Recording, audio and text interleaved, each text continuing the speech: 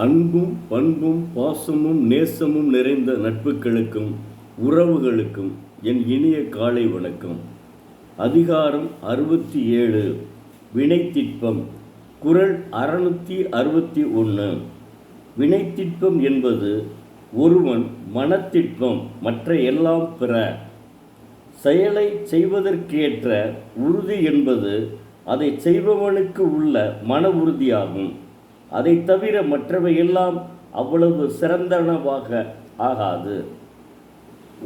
உதாரணத்திற்கு, ஒரு கிராமத்தில் ஒருவன் அரசு உயர்நிலைப்பள்ளியில் +2 முடித்து நல்ல மதிப்பெண் வாங்கியுள்ளான்.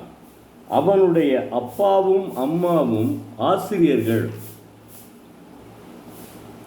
அவர்கள் இருவரும் தன் மகனிடம், நீ கண்டிப்பாக ஒரு மாவட்ட ஆட்சித்தலைவர் ஆக வேண்டும் என்று அடிக்கடி அறிவுரை கூறி வந்தார்கள்.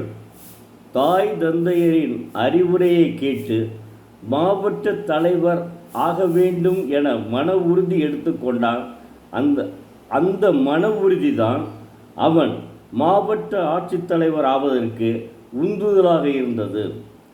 தெய்வப்புலவர் திருவள்ளுவர் வினைத்திட்பம் என்பது மன உறுதியாகும் என்கிறார்.